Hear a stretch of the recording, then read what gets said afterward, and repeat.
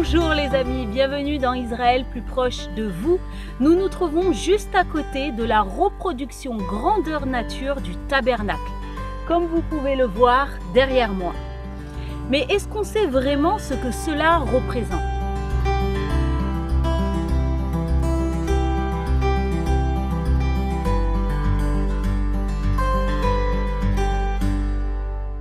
Le tabernacle originel est un sanctuaire qui abritait l'arche de l'Alliance au temps de Moïse.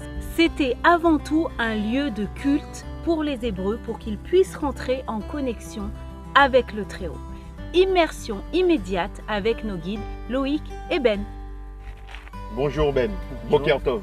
בוקר טוב, ברוכים הבאים לדגם המשכן. Il vous souhaite la bienvenue à l'intérieur du tabernacle. אז בואו ניכנס כבר פנימה. Venez, on va entrer à l'intérieur. אז עכשיו אנחנו נמצאים בתוך החצר.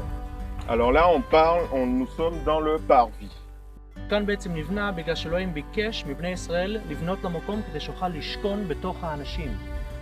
C'est ici en fait tout le peuple en entier pouvait venir apporter les sacrifices ici dans le parvis.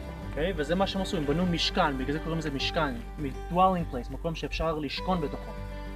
Et pourquoi donc on a appelé ça le Mishkan? Il faut savoir que Mishkan, ça se dit en français le lieu de la rencontre. Donc c'est un lieu où le peuple venait rencontrer Dieu.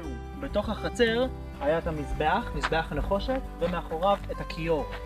Alors, qu'est-ce qu'on retrouvait dans le parvis? Deux choses. L'autel des sacrifices et après l'autel des sacrifices, la cuve d'airain, d'ablution pour les souverains sacrificateurs. מספר בראשית, אלוהים רוצה להיות בנוכחות של האנשים, הוא רוצה שאנשים יכירו אותו ושהוא יכיר אותם. À partir du livre de la Genèse, Dieu a toujours voulu que les hommes le connaissent et il a voulu aussi se révéler aux hommes. אבל יש בעיה. Mais il y a eu un problème. בבן אדם יש חטא. Il y a le péché dans l'homme. לכן הדבר הראשון שאנחנו רואים פה בתוך המשכן זה המזבח, מזבח הקורבנות. פה היו מעלים את קורבן החטאת. Et qu'est-ce qu'on voit quand on entrait à l'intérieur donc du parvis? La première chose que les enfants d'Israël voyaient, c'était l'autel des sacrifices pour rappeler qu'il y avait un problème pour aller à la rencontre de Dieu, c'était le péché. Et même dans l'Ancien Testament, il est dit en fait que l'âme de toute chair est dans le sang. בגלל זה אנחנו רואים את זה פה כסמל, מופיע כל פעם. Et c'est pour ça en fait que c'est un symbole en fait. את הדם של הקורבן חטאת, לדוגמה, היו שמים ממש פה על הפינות של המזבח, קרנות המזבח. L'autel avait 4 coins et aux 4 coins on devait mettre le sang de la victime qui était sacrifiée pour rappeler aussi donc le péché. Alors là on voit la cuve d'airain. אוקיי, לכיור אין מידות, אנחנו לא יודעים מה הגודל שלו. Alors l'un des seuls ustensiles en fait dans le tabernacle où Dieu n'avait pas donné de mesure, de dimension, c'était la cuve d'airain. בכיור היו משתמשים כדי לשטוף את הידיים ואת הרגליים לפני הכניסה לקודש ולפני הקרבת קורבנות, לפני עבודת הקודש. Alors là, cet ustensile était utilisé uniquement pour les sacrificateurs qui, avec ce bol, devaient prendre de l'eau et devaient se laver les mains et les pieds avant d'entrer dans le lieu saint et avant même d'officier pour opérer les sacrifices. Ils devaient aussi se laver les mains. À partir de là, seulement les sacrificateurs pouvaient se rendre à l'intérieur du lieu saint. Alors là, maintenant, on se tient à l'entrée du lieu saint. Donc, on reprend parvis. Dans le parvis, le peuple pouvait s'y rendre, d'accord? À partir de là, seulement les sacrificateurs. עכשיו אנחנו נמצאים בתוך הקודש. Alors là, nous sommes à l'intérieur du lieu saint. ובתוך הקודש היו 3 דברים, היה את המנורה, את שולחן לחם הפנים ואת מזבח הקטורת. On retrouvait 3 ustensiles à l'intérieur du lieu saint. Le premier ustensile se trouvait à gauche, donc on a le chandelier d'or. En face du chandelier, on avait la table des pains de proposition. Et en face, juste à l'entrée de l'autre pièce que vous allez voir tout à l'heure, on avait l'autel des parfums.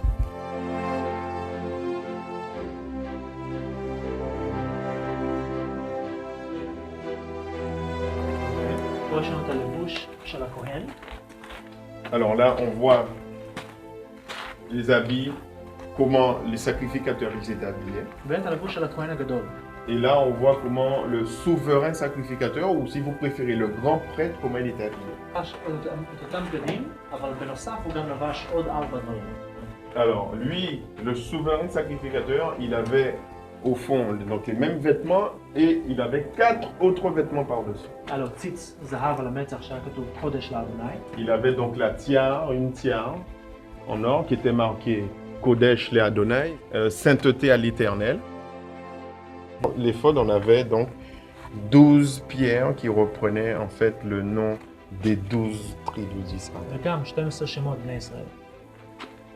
על כל אבן בנפרד היה שם אחד, ועל פה רק 2 אבנים עם 6 ו6. Chaque pierre avait un nom, le nom d'une tribu, alors qu'ici, on avait 6 noms d'un côté, 6 noms de l'autre. הוא בעצם היה לובש את זה כי הוא היה מייצג את עם ישראל, ובזה הוא היה לובש את זה, הוא בא לייצג את עם ישראל, להביא אותם לפני אדוני.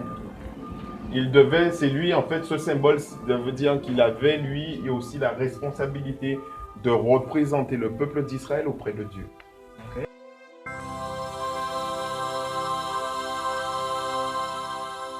Alors là, on se trouve maintenant à l'intérieur du lieu très saint, ou à l'intérieur du Saint des Saints. בתוך הקודש הקדושים היו 3 דברים. À l'intérieur donc du lieu très saint, il y avait 3 choses.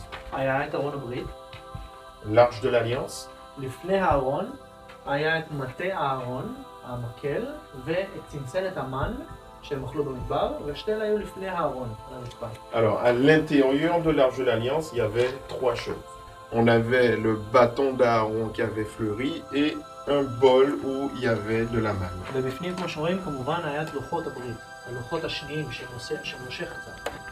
Et donc comme vous l'avez vu, important de rappeler qu'à l'intérieur de l'arche de l'Alliance, il y avait les 2 tables de la loi d'où étaient écrits les 10 commandements. Okay.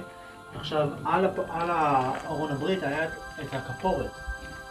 Alors, maintenant, sur l'arche de l'Alliance, il y avait ce qu'on appelait le propitiatoire. על הכפורת היו 2 הכפורים, כמו שאנחנו מכירים. Et sur le propitiatoire étaient représentés 2 anges, 2 chérubins.